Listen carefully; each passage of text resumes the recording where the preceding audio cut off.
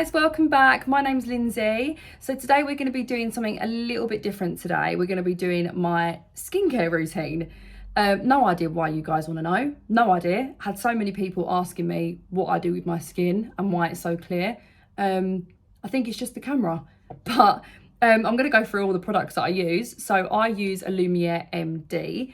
It is a medical grade skincare. I swear by it, to the point of where I begged them to let me have it in my clinic, mainly just so I could get it half price, to be honest, just for myself. I'm forever taking it out of the cupboard. So yeah, if you want to know what I use and what I do to keep my skin looking nice and fresh, keep watching and let's get into it. Okay, so I use quite a few products. So yeah, I'm going to go through them all. I use a main amount for every single day. And then there's 3 or 4 different products that I might use once a week or something. So we'll go through all the daily ones first. So I do this twice a day. So I do it morning and evening. So first thing I do is I use the cleanser. So this is it going to focus? The Alumier Clarifying Cleanser for blemish prone skin. So obviously this is it's like a creamy in shower cleanser. Oh, actually, I think this is the gel one. No, it's the creamy one. So this is like a clarifying cleanser. So I use that in the shower, just wash all over my face, done and dusted. I then go in with a mild exfoliating scrub. So this one is the Alumier Lotus Scrub. I bloody love this stuff. It's so amazing for everyday use. If I'm feeling quite dry, then I switch it up to the Microderm Polish. The only difference between the two is the Microderm Polish is a little bit more, I don't know if abrasive is the right word. It's a little bit more harsh. So the Lotus Scrub you can use for every day. Microderm Polish I'd probably only use once a week. This is just me, by the way. I think the Lotus Scrub, even on the back, says only use only use 1 to 2 times per week. I definitely use it every day. But I feel like that's mild enough to use every day, whereas the Microderm Polish is definitely not. That says 1 to 2 times per week as well. But yeah, I feel like this is a lot more harsh. So yeah, I use the scrub every single day. I feel like it just gets rid of all the dead skin cells and just makes me feel nice and smooth. Once I've done that in the shower and I'm out and dry, I then go in with the Bright and Clear solution. So this is a bit of a toner consistency. So I pump it on cotton pad, go all over my face. It's so good for pigmented skin. It brightens up the skin and it's just so nice to have a fresh base. So I do that. Once I've done that, I then go in with a few drops of, I've worn this to pieces, but I don't know if you can see this. Hold on. This is my Ever Active C&E peptide.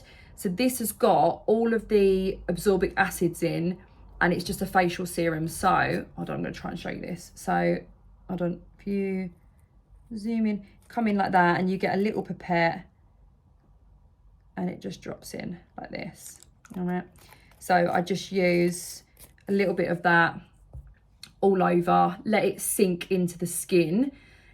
Then I go in with the, if you can see it, Ultimate Boost Serum. So this is probably my favorite product ever. It is the ultimate, basically. It just makes my skin feel so smooth. And I just love it as a base before I put my makeup on, or even without, to be honest. I barely wear makeup. Well, I never wear makeup in the clinic, but if you're going out, it's a really nice base to have. Just leaves you do you know what it feels like? It feels like a primer a little bit. It feels a little bit like a primer. I love that. Then I will go with a light moisturizer. So I use the Hydrolite. So that's just for, it's a very light one. I don't like to feel like I've got thick, heavy stuff on my face. It's just not for me. So yeah, that is my whole daily routine, and I will do that twice, morning and evening. I'm going to go on to the other products as such that I do sort of like every now and then.